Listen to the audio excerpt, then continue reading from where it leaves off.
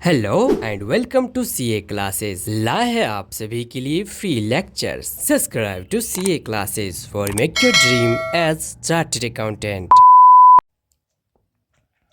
Good morning afternoon everyone. आज हम लोग डिस्कशन करेंगे CA foundation course study material paper 1 account के बारे में। सीए क्लासेस लाए हैं आप सभी के लिए मैं एटीएम बैचेस, वो भी फ्री में। तो चलिए आगे बढ़ते हैं।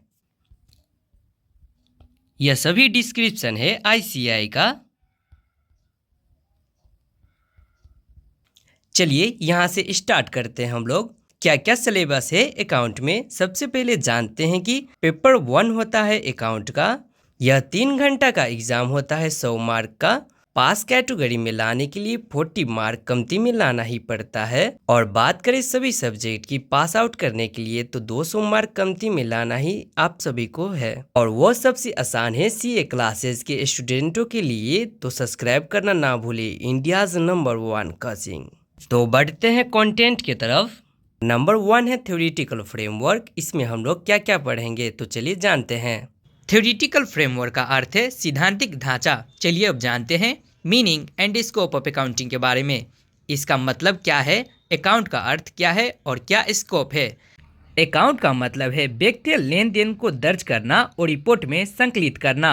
इसका मतलब यह है कि हम इस बिक्रियों गतिविधियों के हिसाब रखते हैं और उनको सही तरीका से मूल्यांकन करते हैं। पहले यूनिट में यही पढ़ेंगे, meaning and scope of accounting के बारे में। चलिए जानते हैं नेक्स्ट यूनिट में क्या पढ़ना है। Accounting concepts, principle and convention. Accounting के सिद्धांत, उदाहरण और परंपरा। यह विषय में यह समझते हैं कि अकाउंटिंग में किन सिद्धांत और क्या का पालन किया जाता है, जैसे कि वास्तविकता का उदाहरण। इन्हें हम अकाउंटिंग का मूल्य नियम मान सकते हैं। अब चलिए बढ़ते हैं तीसरी यूनिट में। तीसरी यूनिट में है capital revenue expenditure, capital and revenue receipt, contingent asset and contingent liabilities. Capital का अर्थ है पूंजी और रिवेन्यू एक्सपेंडिचर का अर्थ है राजस्व खपत। कैपिटल एंड रिवेन्यू रिसिप्ट का अर्थ है पूंजी और राजस्व प्राप्ति होता है। अब जानते हैं कॉन्टिजेंट एसेट के अर्थ के बारे में। भविष्य में कुछ सकारात्मक घटित होने पर मिलने वाली संपत्ति। अब जानते हैं कॉन्टिजेंट लायबिलिटीज के बारे में। भविष्य में किसी नकारात्मक घटना के घटित होने पर पैदा होने वाली ऋण, कर्जा, जैसे कि न कोई घटना हो गया, उस कारण से हमें लोन लेना पड़ा, जैसे कि ऋण कर्जा हो गया है। यहाँ हम कैपिटल एंड रिवेन्यू एक्सपेंडिचर के बीच अंतर समझते हैं। कैपिटल एक्सपेंडिचर लंबे समय तक लाभ देने वाली खर्च होती है, जबकि रेवेन्यू एक्सपेंडिचर उन खर्चों को कहा जाता है जो एक विकृत वर्ष में होता है। इसी तरह एसेट एंड लायबिलिटीज के भी अध्ययन करते हैं, जैसे सीमित नहीं है, विच आर नॉट सर्टेन। अब बढ़ते हैं फोर्थ यूनिट में, अकाउंटिंग पॉलिसीज। अकाउंटिंग का क्या क्या पॉलिसीज है, यहाँ हम उन पॉलिसीज के बारे में सीखते हैं जहाँ कंपनी अपने फाइनेंशियल रिपोर्टिंग के दौरान यूज करते हैं, such as how an asset will be valued. Fifth unit में है accounting as a measurement discipline, valuation principle, accounting estimates. Accounting को हम एक नापने की विधि के रूप में भी देखते हैं, जैसे कि यहाँ पे हम विभिन्न वैल्यूएशन प्रिंसिपल और अंकों का अनुमानित करते हैं ताकि सही जानकारी मिल सके। अब चलिए बढ़ते हैं 6 यूनिट की तरफ। 6 यूनिट में है accounting standards, concept and objectives. Accounting standard सुरक्षित करता है कि सभी कंपनीज फाइनेंशियल रिपोर्टिंग में एक समान स्टैंडर्ड अपनाएं। इसका क्या मतलब है, सभी कंपनी की रिपोर्टिंग पारदर्शी और सटीक होना चाहिए। चैप्टर 1 के थ्योरेटिकल फ्रेमवर्क में यही सब पढ़ेंगे हम लोग। तो चलिए बढ़ते हैं हम चैप्टर 2 की तरफ, अकाउंटिंग प्रोसेस। अकाउंटिंग प्रोसेस का अर्थ है अकाउंटिंग की प्रक्रिया। चैप्टर 2 की यूनिट 1 में है रिकॉर्डिंग अकाउंटिंग ट्रांजैक्शन। इसका यह हुआ अकाउंटिंग लेन देन को रिकॉर्ड करना। यहाँ हम यह सीखेंगे कि कैसे हम डबल एंट्री बुक सिस्टम का पालना करते हैं, जहाँ हर लेन देन का एक डेबिट और एक क्रेडिट होता है। इसके अलावा हम यहाँ journal, subsidiary book, cash book और लेजर में कैसे लेन देन को रिकॉर्ड करना है यह भी सीखेंगे और इसमें यह समझेंगे भी। चैप्टर 2 के यूनिट 2 में चलते हैं, प्रिपरेशन ऑफ ट्रायल बैलेंस। इसका अर्थ यह है ट्रायल बैलेंस को कैसे तैयार करें। ट्रायल बैलेंस वो चीज है जिसमें हम सभी खाते को जोड़ते हैं ताकि यह सुनिश्चित किया जा सके कि डेबिट और क्रेडिट बराबर है या नहीं। अब देखते हैं यूनिट 3 में क्या पढ़ना है। Rectification of error.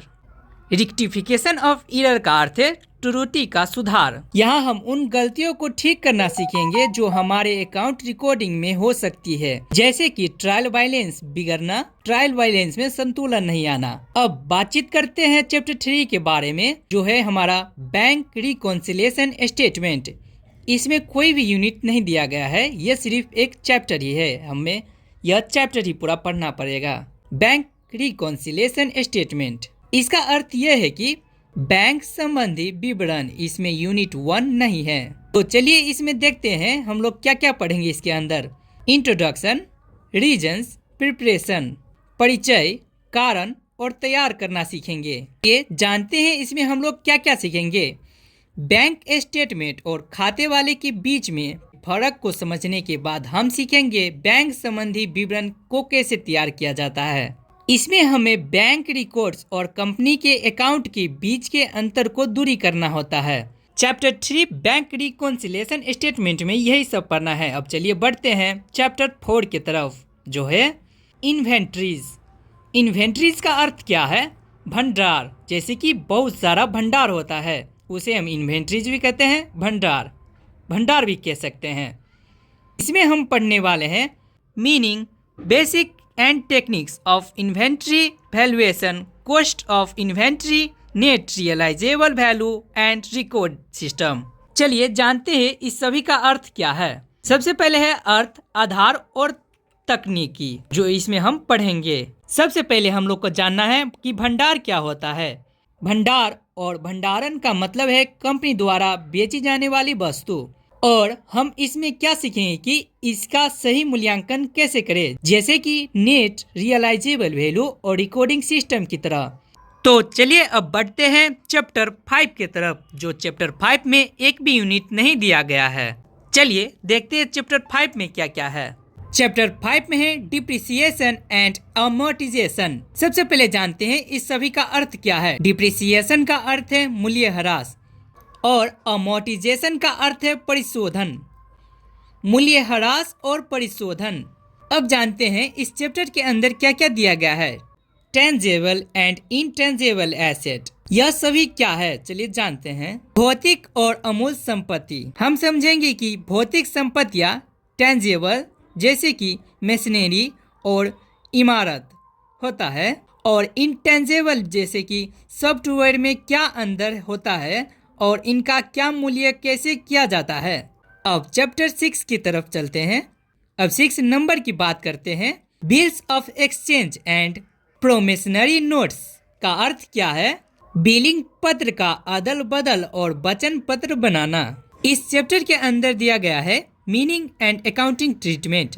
अकाउंटिंग का क्या अर्थ है और अकाउंटिंग का क्या उपचार है। यहाँ हम यह सीखेंगे कि billing of exchange and promissory notes क्या है, प्रोमिसनरी नोट्स क्या होता है, जैसे कि कैसे नोट्स किया जाता है और इनका लेखांकन कैसे किया जाता है। उदाहरण के तौर पे अकोमोडेशन बिल का भी अध्ययन करेंगे। अब अकाउंट पेपर के मॉड्यूल 1 बुक का लास्ट चैप्टर है नंबर 7। नंबर 7 में क्या क्या है। Final account of sole properties. चलिए पहले जानते हैं कि एकल स्वामित्व क्या है। एकल स्वामित्व वाले व्यवसाय का स्वामी एक ही व्यक्ति होता है। इसका अर्थ यह है कि सोल प्रॉपर्टीज का मालिक एक ही व्यक्ति होगा। अब चलिए जानते हैं कि इस चैप्टर के अंदर क्या क्या दिया गया है। एलिमेंट्स ऑफ फाइनेंशियल स्टेटमेंट के बारे में पढ़ेंगे इसके अंदर। इसका अर्थ यह है कि विक्रिय विवरण के तत्व। चलिए जानते हैं कि इसमें क्या क्या पढ़ेंगे हम लोग। जैसे कि हम अंतिम अकाउंट में ट्रेडिंग अकाउंट और प्रॉफिट लॉस अकाउंट और बैलेंस शीट तैयार करना सीखेंगे इस चैप्टर के अंदर। साथ ही क्लोजिंग एडजस्टमेंट एंट्रीज और विभिन्न प्रकार की कंपनी की रिपोर्टिंग को भी समझेंगे। अब चलिए बात करते हैं बुक 2 ऑफ अकाउंट मॉड्यूल 2 के बारे में। अकाउंट का दूसरा बुक मॉड्यूल 2 में कौन कौन सा चैप्टर पढ़ता है। उसमें सिर्फ 4 चैप्टर पढ़ता है, 8, 9, 10 और 11। तो देखते हैं 8 चैप्टर में क्या क्या दिया गया है। मॉड्यूल 2 के सबसे पहला चैप्टर है जो 8 चैप्टर है,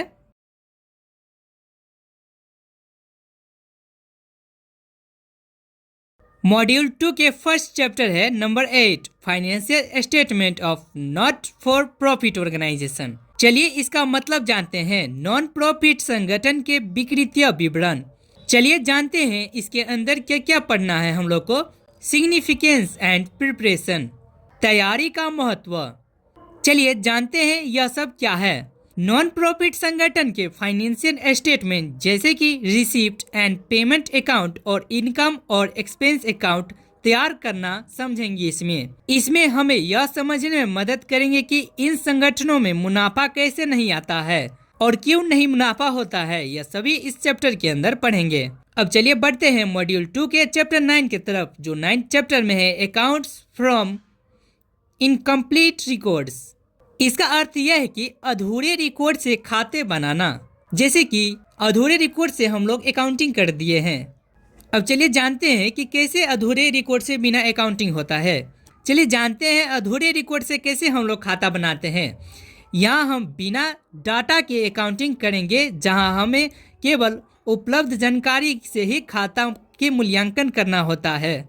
सिर्फ बेसिक और अधिक डाटा होता है, उसी के लेकर हम लोग को खाता का मूल्यांकन करना होता है और तैयारी करना पड़ता है खाता का।